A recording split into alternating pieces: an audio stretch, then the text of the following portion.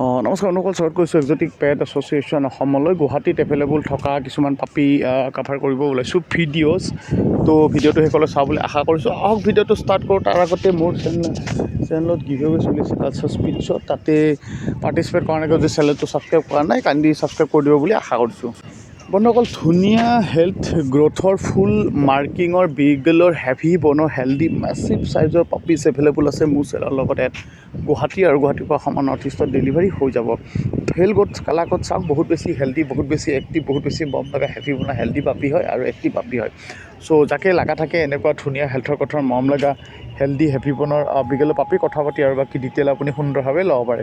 Delivery অপশ্যনৰ গুৱাহাটীৰ লগতে অসমৰ নৰ্থ ইষ্টত অতি সুন্দৰভাৱে হৈ যাব। প্ৰাইচটোৰ বিষয়ে যদি কয় আপোনালোকে মোটামুটি 16,000 মান ওচৰা-ওচৰি প্ৰাইজত গুৱাহাটীত এভেইলেবল আছে। আৰু 16,000 বহুত বেছি ধুনীয়া প্ৰাইচ, বহুত বেছি reasonable price health growth quality হিচাপত। চ' কাৰোবাক লাগিলে কথা পাতক, ডেলিভাৰী হৈ যাব। বহুত বেছি এক্টিভ ধুনীয়া ব্ৰিড হয় আৰু মৰম লগা এক্টিভ পাপিজ হয়। নেক্সট দোস্ত নাইবা নেক্সট বন্ধুসকল এভেইলেবল আছে ধুনীয়া হেল্থত গঠত মৰম লগা হেল্ডি লেব্ৰাডৰ মোটামুটি 6 মাহ মানৰ মেল পাপি।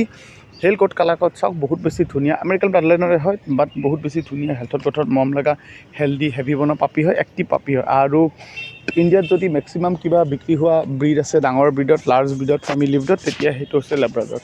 আৰু ওপৰৰ পৰা এনেকুৱা ধুনীয়া হেল্থৰ কথা মৰম লগা যদি লেব্ৰাড থাকে তেতিয়াহ'লে আৰু বেছি ভাল লাগে, বেছি মৰম লগা হয় পাপি।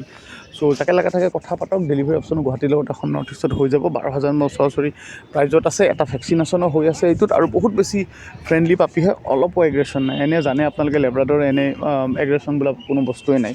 ঘৰত ফিমেল আছে, বাচ্চা আছে, অলপ বয়সস্থ মানুহ আছে, তেওঁলোকৰ কাৰণে পাৰফেক্ট ব্ৰিড হয়। চ' যাক লগা থাকে কথা পাতি ডিটেইলছ চেলৰ পৰা সুন্দৰভাৱে পাপিৰ বিষয়ে লৈ লওক।